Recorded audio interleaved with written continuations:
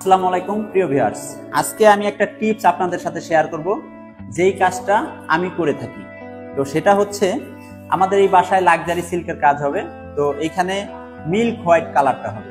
আমাদের line putting ঘষা শেষ হয়ে গেছে। এখন আমরা লাইন পুটিং এর উপরে যেই প্রাইমার কোটটা মারবো সেই প্রাইমার করে আমরা এই মিল্ক হোয়াইটের একটু কালার নিয়ে আসছি, এই কালারটা মিক্স করে দিব।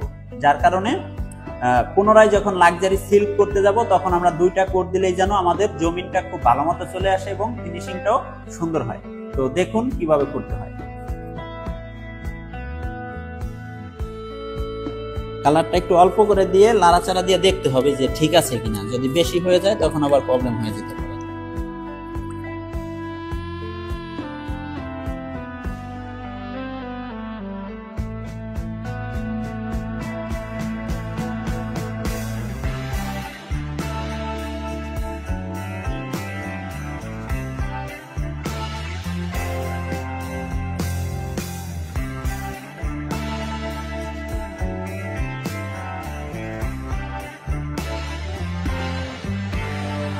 সো ভিউয়ার্স, অলমোস্ট কিন্তু আমাদের কালারটা হয়ে গেছে।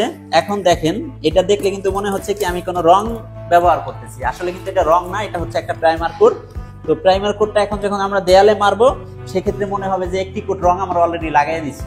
এরপরে যখন আমরা দুইটা কোট আবার লাক্সারি সিল্ক লাগাবো তখন কিন্তু অস্থির একটা ফিনিশিং আসবে এবং খুব সুন্দর একটা জমিন আসবে। তো এই কাজটি আমি করে থাকি, তাই আমি চিন্তা করলাম আমার পেইন্টার ভাইদের সাথে শেয়ার করি। তাই এই কাজটা আমি আপনাদের মাঝে শেয়ার করলাম। আশা করি আপনাদের যদি এই ভিডিওটি ভালো লাগে, এই ভিডিওটি অনেক অনেক শেয়ার করে দিবেন। এবং যদি আপনি রঙের কাজ করে থাকেন, আপনার কোনো ফ্রেন্ড যদি রঙের কাজ করে থাকে, আপনি অবশ্যই তাকে ভিডিওটি দেখার সুযোগ করে দিবেন, মেনশন করে অথবা শেয়ার করে।